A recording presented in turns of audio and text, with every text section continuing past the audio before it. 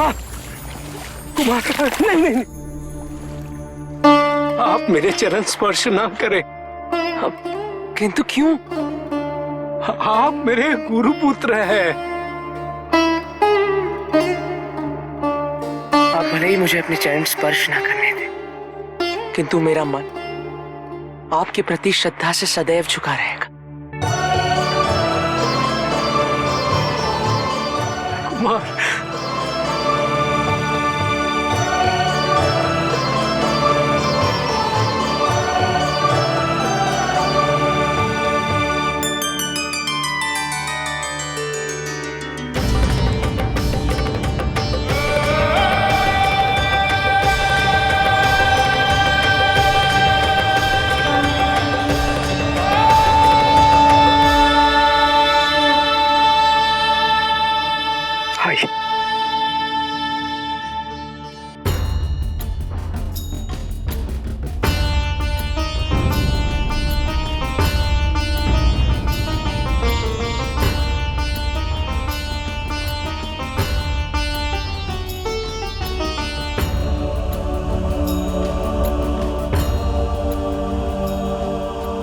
आज कार्तिकेय का प्रशिक्षण संपन्न हुआ पार्वती।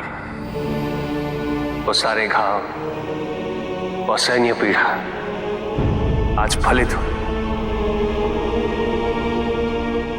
जाइए, हृदय से लगा लीजिए अपने पुत्र को। हमारे हृदय से लगे रहने हेतु तो योद्धा नहीं बनाया ना आपने उसे, तो फिर किस लिए? ताकि वो हमारा आशीर्वाद लेकर रणभूमि की ओर प्रस्थान कर सके। ये तो नियति है पार्वती। फिर नियति को परिवर्तित कीजिए स्वामी। तुम्हें ज्ञात है पार्वती, यदि ऐसा हुआ तो परिणाम क्या होगा?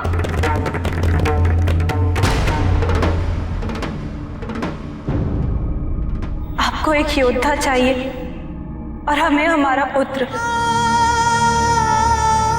कार्तिकेय से आपकी अपेक्षा उचित है, तो फिर हमारी क्यों नहीं?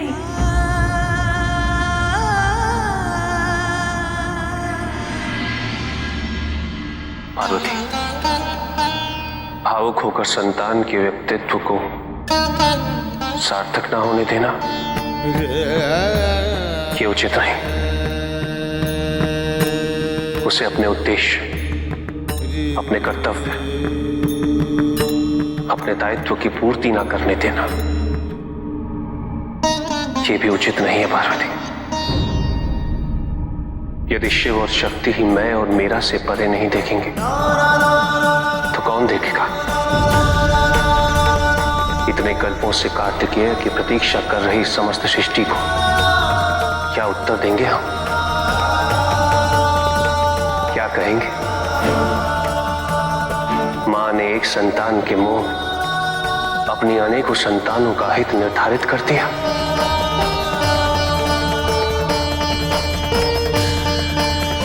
नहीं पार्वती, हम अपनी प्रतिबद्धता से पीछे नहीं हट सकते।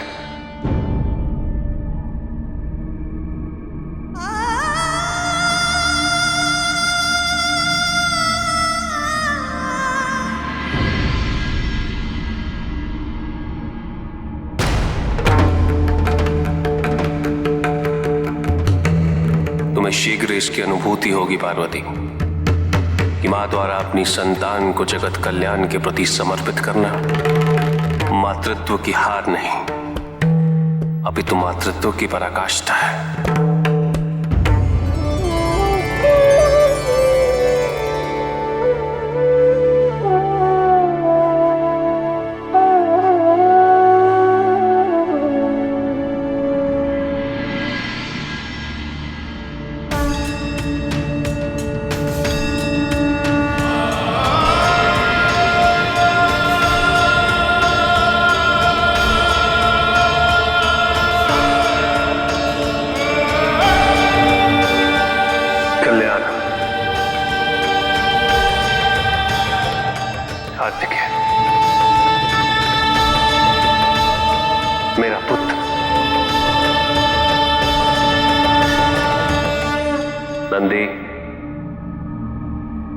कार्तिकेय के गुरु के रूप में मैंने इसका मार्गदर्शन अवश्य किया है,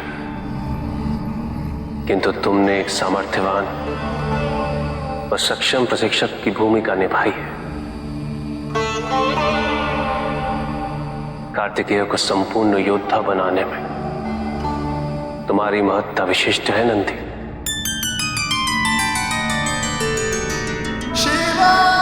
कल्याण,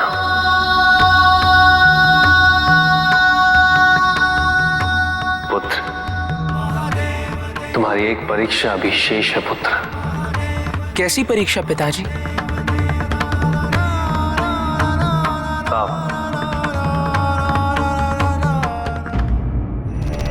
कार्तिकेय का योद्धा बनना तो निश्चित था,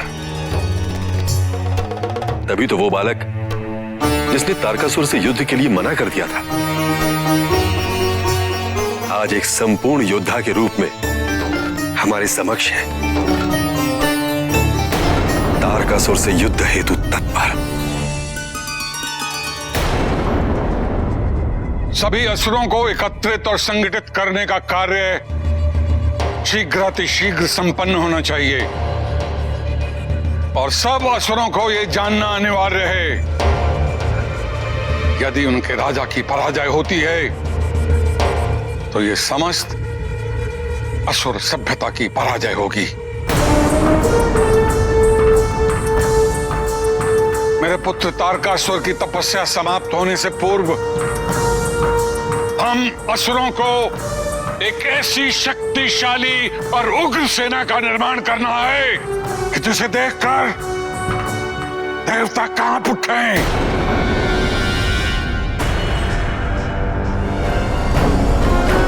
अब देखना यह है कि उसकी संतान अपने पिता के प्रति अपना कर्तव्य निभाती है या नहीं। महाराज, सेना तो तैयार हो जाएगी, किंतु हमें युद्ध की ऐसी रणनीति निर्धारित करनी पड़ेगी जो हमारी असुरों की विजय सुनिश्चित कर सके। उस शशक को देख रहे हो पुत्र? जलाशय तक जाने का मार्ग न होने के कारण वो प्यास से तड़प रहा है।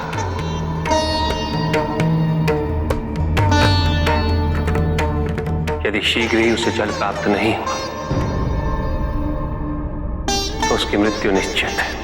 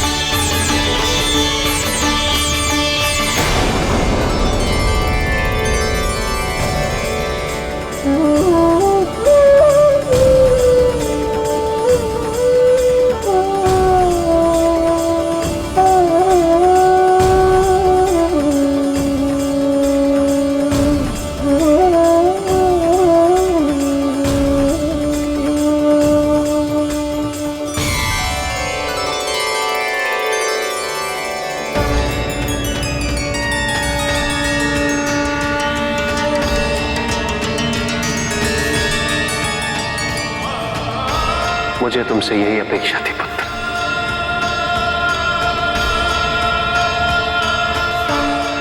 आओ।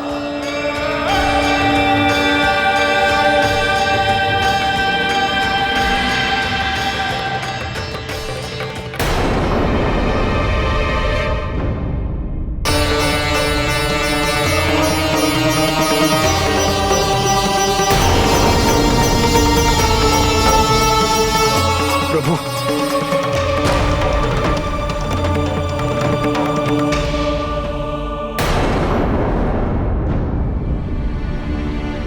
कार्तिकेय, चलो पुत्र।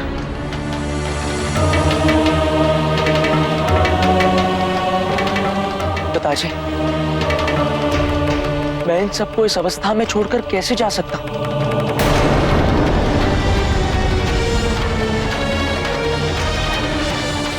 तुम्हारी परीक्षा केवल एक ही शशक की थी पुत्र, वो संपन्न हो। तुम्हें अभी और भी महत्वपूर्ण कार्य करने हैं। यहां और समय व्यतीत करना व्यर्थ होगा। चलो।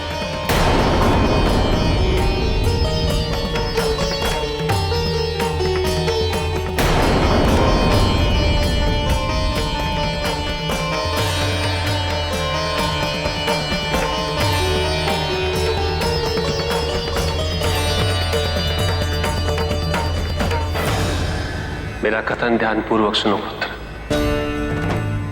यदि तुम प्रत्येक शशक को एक एक करके जलाशय तक ले जाओगे तो तुम्हें अनुमान है कि कितना समय लगेगा?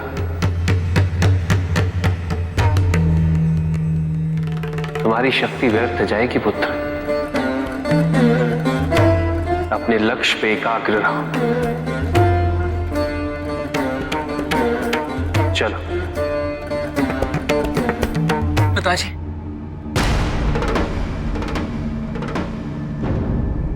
यदि मैं इन सबको इसी अवस्था में छोड़कर चला गया तो मैं स्वयं को कभी क्षमा नहीं कर पाऊंगा। तुम अपने पिता की आज्ञा की अवहेलना कर रहे हो पुत्र, और उसका दंड भोगने के लिए मैं तैयार हूं पिताजी। किंतु इस समय इन सबके प्राणों की रक्षा करने से अधिक मेरे लिए और कुछ महत्वपूर्ण नहीं है। अब तो मैं इन सब के लिए जलाशय तक पहुंचने का मार्ग बनाने के पश्चात ही यहां से जाऊंगा।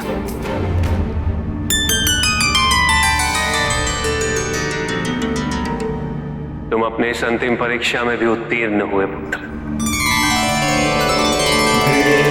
देव महादेव शिवा, देव देव महादेव शिवा, देव देव महादेव शिवा, देव देव शिवा।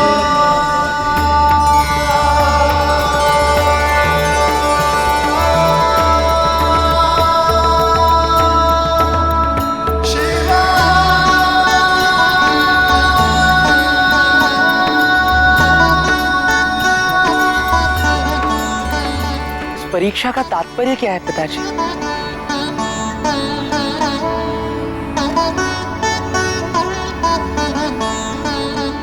युद्ध में जब तुम हिंसा के माध्यम से अपने शत्रुओं का रक्त बहाओगे और उन्हें मृत्यु के घाट उतारो, तुम्हारे मन में एक प्रश्न अवश्य उत्पन्न होगा पुत्र कि क्या अंतर है तुम में और एक हत्यारे। इसी का उत्तर देने हेतु मैं तुम्हें यहां लाया था। जब कभी भी तुम्हें इसका आभास हो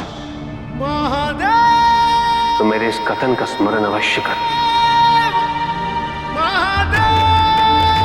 जहां एक हत्यारे के हृदय में क्रूरता भरपूर वास करती है, वहीं एक योद्धा के कठोर शरीर में करुणामय हृदय वास करता है।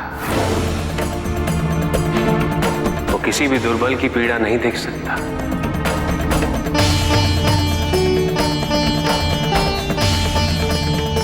और वो अपने दायित्व की सीमा को पार कर किसी भी असहाय की सहायता करने हेतु सदैव तत्पर रहता है।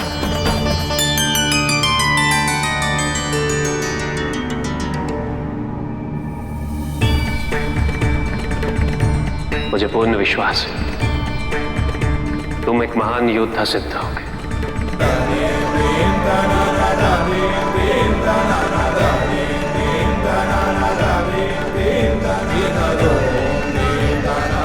कल्याण हो।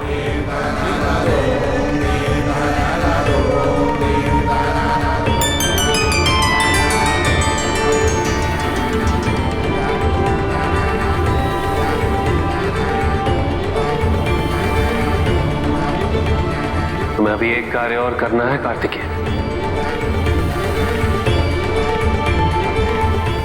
किंतु एक योद्धा के रूप में नहीं, अभी तो एक पुत्र के रूप में। तुम्हें अपनी रूठी और उदास मां को मनाना है, उसे समझाना है।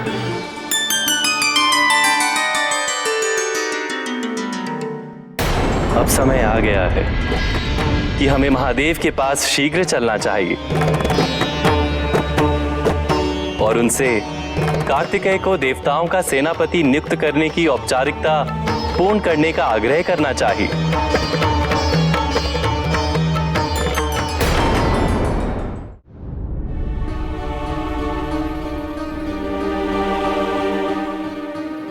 तुम्हारे योद्धा बनने के प्रशिक्षण ने तो तुम्हें हमसे ही छीन लिया पुत्र।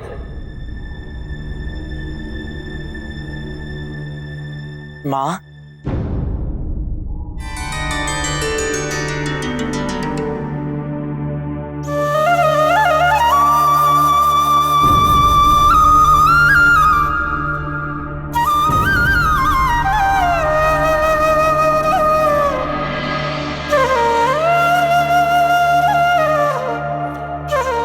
माँ,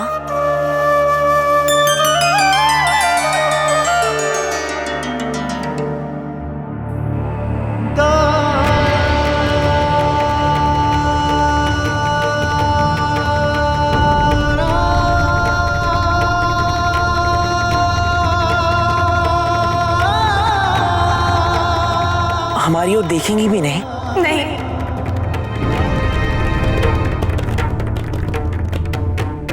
तो ठीक है, मैं जा रहा हूं।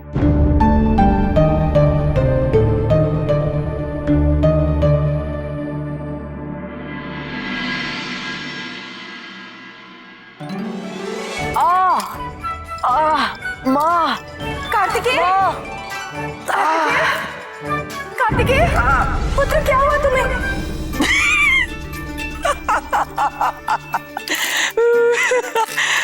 माँ, आपने तो कहा था कि आप मेरी ओर देखेंगे ही नहीं, और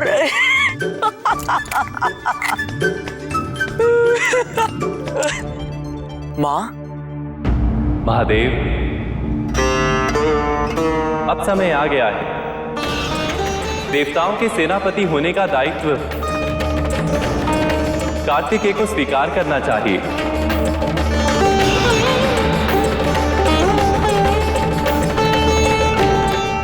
तभी कार्तिकेय तारकासुर के साथ होने वाले युद्ध की घोषणा कर पाएगा।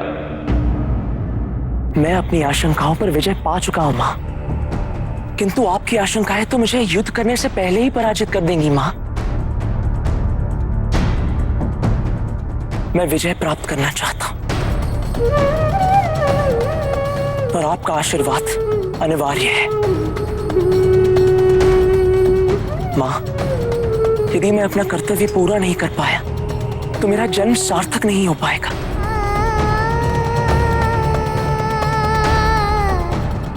यदि आप चाहती हैं कि आपका पुत्र एक उद्देश्यहीन जीवन व्यतीत करे तो आप मुझे आशीर्वाद मत दीजिएगा।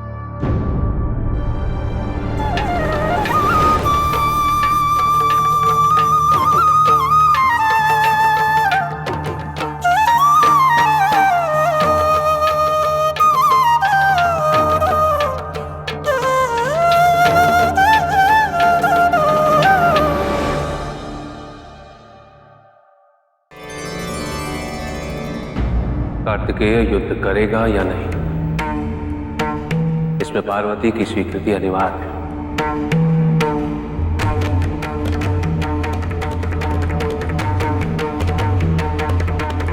पार्वती से पूछना आवश्यक है।